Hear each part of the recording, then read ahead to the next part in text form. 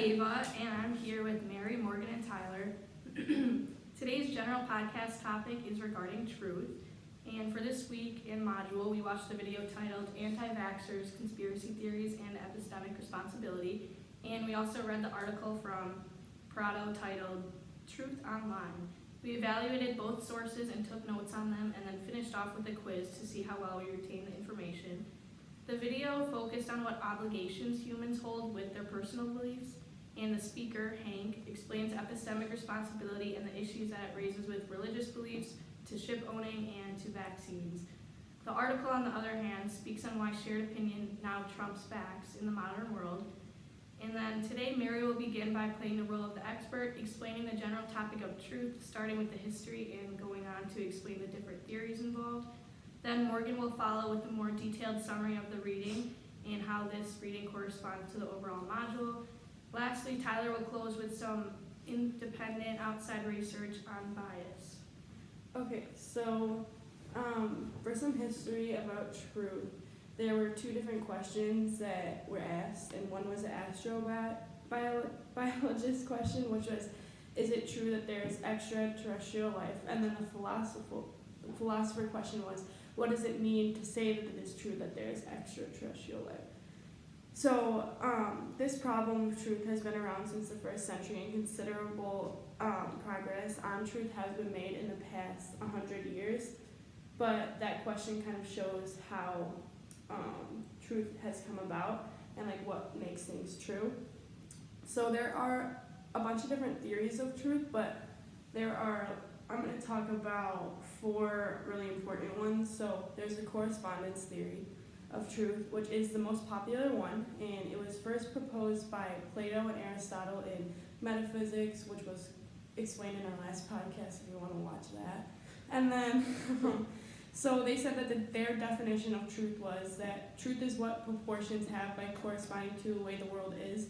The proposition is true provided that there exists a fact corresponding to it. So for any proposition P is true if and only P corresponds to a fact. And then there's the semantic theory, and this was by Alfred Tarski, and this was that correspondence and facts that we talked about in the last one are eliminated. This theory is the successor to the correspondence theory, and it talks about the term Schnee ist weiß, which means snow is white, and it kind of explains under what conditions this is true or not, and the proposition suggested by, this was a German phrase, it is telling us that this phrase is only true if snow is white. And then there's the coherence theory, and it's account for the truth of a proposition as arising out of a relationship between the proposition and other propositions. So these help reveal how we arrive at our truth claims, and there's the drunk driver scenario. So it was where this drunk driver had seen like a bunch of things, and he said there are pink elephants dancing on the highway in front of us. So we make a bunch of generalizations saying that elephants are gray, first of all, not pink. The highway doesn't have elephants on it. There's no zoo nearby, and intoxicated people have weird hallucinations. So everyone else can claim that there are no pink elephants just by our generalizations and propositions that we already know. And then there's the pragmatic theory, which is a proposition is true if it is useful to believe. So beliefs that lead to the best payoff are truths. This may be useful to believe or disbelieve a proposition, and it overestimates the strength of the connection between truth and usefulness.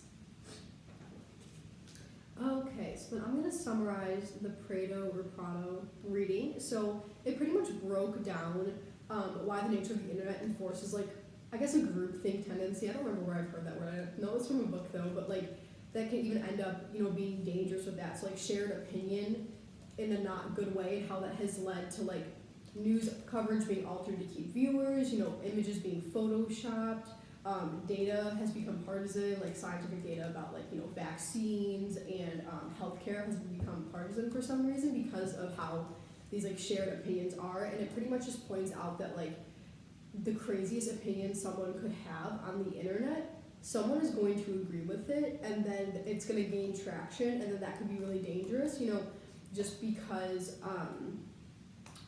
like you're able to speak your mind doesn't mean it's going to have a positive result, So then always like Pareto points out that like with how many people in the world there are, someone with a deranged take on something will have someone, out there who readily agrees with them, and then it only confirms what they considered at one point. So this kind of relates to the module as a whole, because anything to do with like the internet and truth applies to our everyday life, and like it relates to the fact that like opinions, trump fact, because the narrative effect the internet has, and it kind of goes into the discussion of like, well, just because if someone says something, does that mean it's true? Like a lot of these things have been taken as fact, especially in regard to like, data or scientific data and images, right? Like you hear of people having images photoshopped and they're like, I wasn't there, that wasn't the image, but because it's on the internet, people will believe it's fact, right? And that happens with scientific data. Someone can come up with a crazy enough conspiracy that, vaccines are implanting chips into you, right? Someone out there is going to agree with that. That's going to gain traction, and people are going to take that as truth.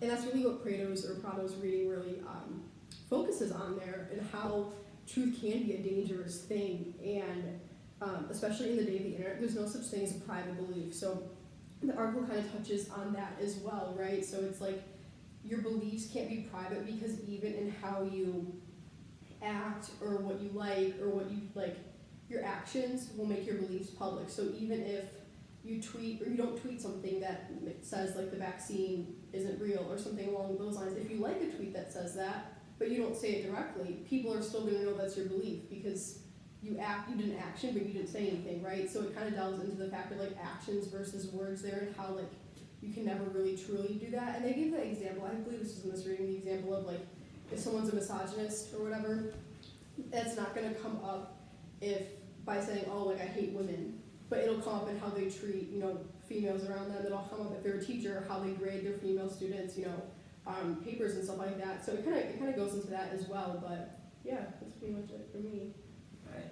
And so I just did a little bit of research on bias. While doing the research, I pretty much looked at two different definitions for it.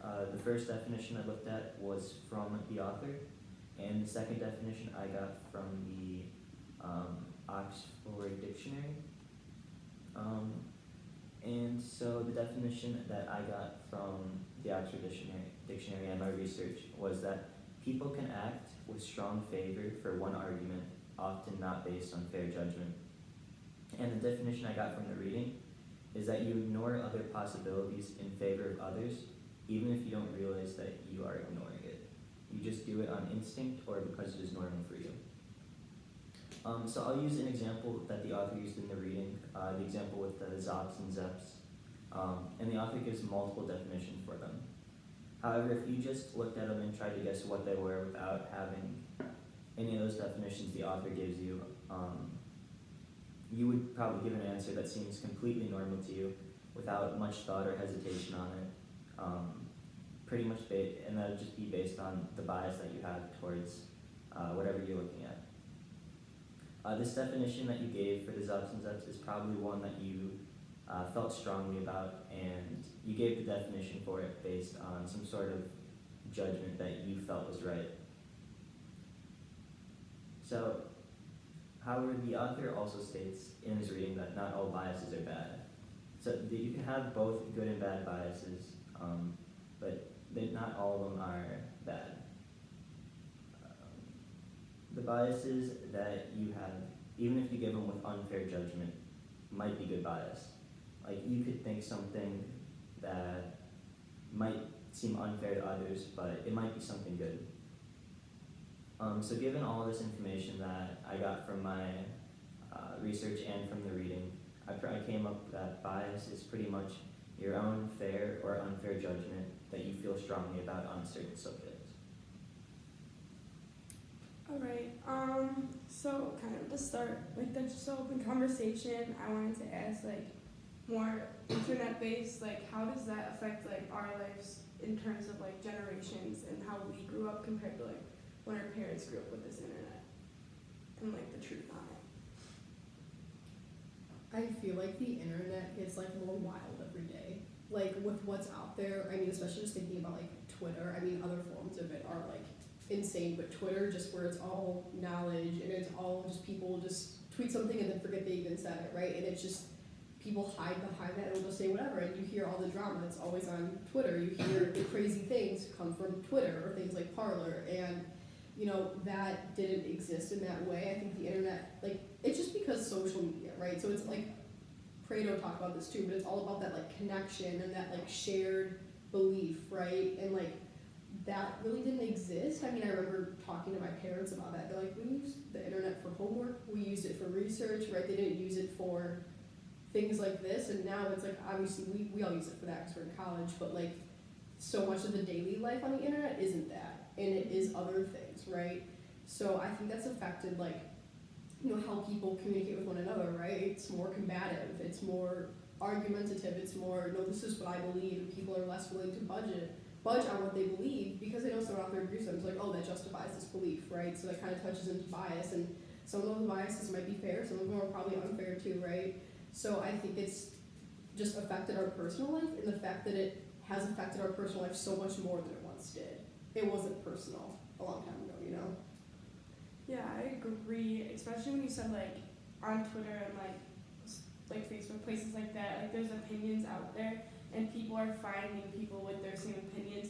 And this, like, I think in in the reading of this, it talked about how if people find like people that have their same opinion, this idea of their opinion starts to become true in their mind. Yeah. And I think it touched on that a lot about how like I believe that just because other people hold the same opinion as me, I still don't necessarily don't believe that there's a true part to it just because other people do. But that's what a lot of people on the internet are doing. They're finding their own community inside of the internet, which is like what it's providing for them, and it's making them, it's kind of like turning people against each other and against false beliefs, even though they believe it to be true. Alright. And yeah, just like having a lot of other people believe in the same thing you believe in, even though it's not true. I try to stay away from stuff like that. Like, if there's something I believe in, but I later find, and other people believe in with me, but I later find out that it's not the right thing. Like, it's not what I thought it was, and it's something else. I'll usually try to change my my opinion on it to get like the most fair and true that I can.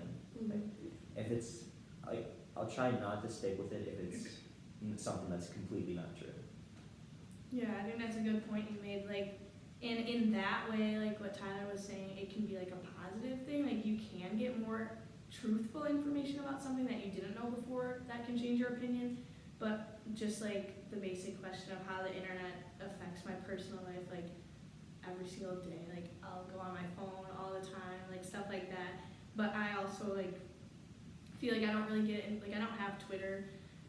I don't know. I just don't. And I feel like honestly, I feel like it's like older people that are like sharing like absurd opinions or just like getting really political on social media. I feel like that might be an unpopular opinion, but I feel like a lot of teens just use it for like TikTok and like stupid things, posting with your friends, seeing what other people are up to, like contacting each other. And that's how we contacted each other to get here today. Like, it's a lot of that. So I think there is a lot of good in it, and that was like sorry, the article was like really negative in that way, that the internet is like all bad, but we kind of talked about it in class where it's like there's a bunch of elements that go into it, and then if you focus on like the crazy opinions or get really political and get angry, then like that's all that you're gonna see on your feed, like, and you just get caught up in it. So I think there's like a way to stay out of it, which is what I try to do.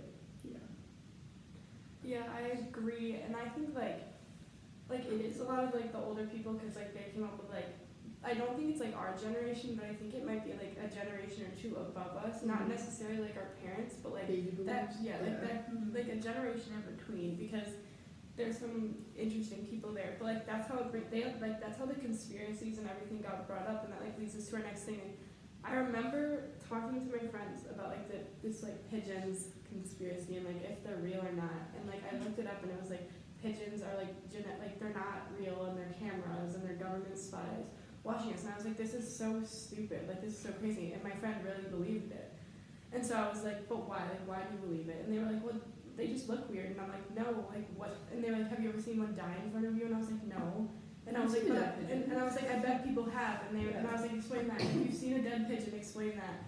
And because I looked up a video of like a dead pigeon, like that's so weird, but I looked it up and I was like, see, there's a dead pigeon. And they were like, but what if the government just placed it there? And I'm like, see, like they're going way too in depth with this, and like I think they're going so beyond the truth Yeah. that it's just not acceptable at that point. I think people like so want to believe in those things just so they could have something interesting in their life. And I feel like that's probably where a lot of the stuff on the internet stems from. It's like you have a pretty basic everyday life, but when you're on the internet, you're arguing for this conspiracy, you're making these theories and people are listening to you, and it kind of validates that and it makes you feel, oh, my life isn't boring. Like the pigeon theory, people want to think they're watched by the government so bad, like about that kind of stuff where it's like, I'm not sure why you want that. I don't know why that's like something you hyper fixated on. I mean, some of them are just so beyond absurd too, but some of them I think a lot of people will latch onto because there's a string of truth in them.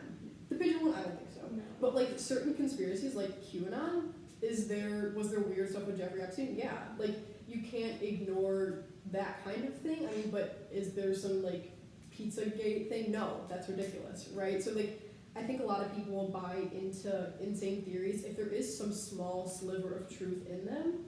So I think the truth, like especially online, will get really distorted with conspiracies and like expanded too. Yeah, I don't have a whole lot of experience dealing with conspiracy theories. I usually try to stay away from stuff that I see like that. Yeah. But I feel like some conspiracy theories could seem so real to you that you might not even consider them a conspiracy. Like if you're just on the internet and you see an article titled like with some absurd title, but you think that it could be something that's actually true, you might read into it without actually believing it's a conspiracy. So. It's true. Yeah, Sorry, go ahead. okay. Like what Morgan was saying, like, I do think a lot of people just, like, it's exciting, it's, like, fun to think, like, oh, like, what if what we thought is not true at all and the earth is actually flat? Like, it's just kind of, like, have a little excitement in our lives, but there are definitely some people that don't actually believe it, but they will just say it, and then there's also, like, extremists that are like, no, here's facts that we found, here's proof, whatever.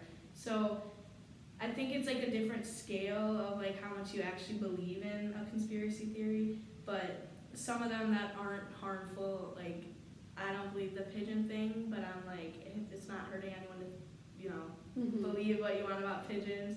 But then there are some that are like, it involves like different morals or different opinions on health views, so it's like there's definitely different sides to it. And yeah, people can get really caught up on them, especially with the internet now, because you can get more information on a conspiracy theory. So yeah, I guess that's like the role that internet plays in it, but even without the internet, people still have these views. That's another thing we kind of talked about in class, but over the internet, you can find more people with that view, and then it seems more rational, so that's an interesting aspect of it, I guess. Mm-hmm. Yeah, and as we're like talking about it, I'm just like looking up some stuff because I'm not very good with like conspiracies either. I used to watch like Shane Dawson and like some of I don't know. I just thought he made it obvious that like some of them obviously weren't. He just was like funny about it, and he would always talk about like this Mandela effect about how things have changed over time, like the Berenstain Bears and how we thought it was Berenstain, but apparently it's like Berenstain or something. Yeah. But like, there's a bunch of things about that, and I just think that like, it's not the idea that like it used to be that way, like, or we used to just like we put this in our head that it used to be that way, but then when something is proven to be not that way, we kind of automatically think that like, oh my God, like something changed, like something's been effect to it, instead of just like trying to realize with ourselves that okay, maybe it just was that way. Like I think people have a problem trying to actually accept like the truth sometimes because they believe that they are right, and like that's like I think the biggest part of getting past that. Yeah. I agree with that. Okay, so I think. Oh wait, we can end on like this little thought. Are there any conspiracy theories that you have read that you like genuinely agreed with? Yes. Yeah. And which one if you want to share? The one that the Queen killed Princess Diana, I believe, 100%. Like, I think that was like she didn't like her, she wanted her son to be with, like, that is not as much conspiracy because it's like, it doesn't go into some like a crazy explanation as to why, like, she never liked her, you know, it was probably, she was like, everything about that, the driver could have crashed the car, like, that's a little more controllable, like, oh my god, the government has created millions and millions of pigeons over the years, and they're watching us, and then it went all this technology, and someone's employed doing this, like, it doesn't have some insane backstory, so that's why I think it's a lot more believable for, like, something like that, like, oh, this person wanted this person dead, like, that's a lot more common, I feel, so I believe that one, but... Yeah, actually, I have to agree with you. I think that's probably, like, from what I can remember, that's probably one of the ones that I would most agree with. Yeah. But other than that, I feel like I don't really know a lot of conspiracies or conspiracy theories. Just because I don't really look into that type of stuff or do any, like, I look it up online, but definitely just that one is what I would have to say. Yeah, I feel like I've read a lot. I also used to watch like the Shane Dawson. I always thought that was like really interesting. For a while, I was like, is the moon landing fake? Oh my god. Because I saw like some like video on it in school, and then I was like, wait, I low-key believe it. But then I think it was like debunked like later, and I was like, oh. But then I don't know, there's a lot of like celebrities that like died, but like they're not really dead. That sometimes I'm like, that would kind of make sense. Like there's a lot of like, especially like older ones that had like drug issues or like the fame was too much, and there's like weird like mental health issues with it that I'm like, is that true? I don't know. Wasn't there And Elvis one? Like yeah. Elvis didn't die or something? Yeah. Like Michael Jackson was a big one. And then people will like see them, and like, Yeah, what? people see It's them. so weird. It's called a doppelganger. Yeah, it's very interesting. I agree. I think I don't really watch that many conspiracy theories anymore, but there was a bunch of stuff on Juice WRLD when he died. But like, the ones that I would believe are the ones of people dying, because like it's more of a fact of how they died rather than if they're still alive. For me, like I think some of the stuff on how they died, I think that could be sketchy and there could be some conspiracy in there because they died in such ways that were so confusing. But that would be my take on that. So, thank you for listening.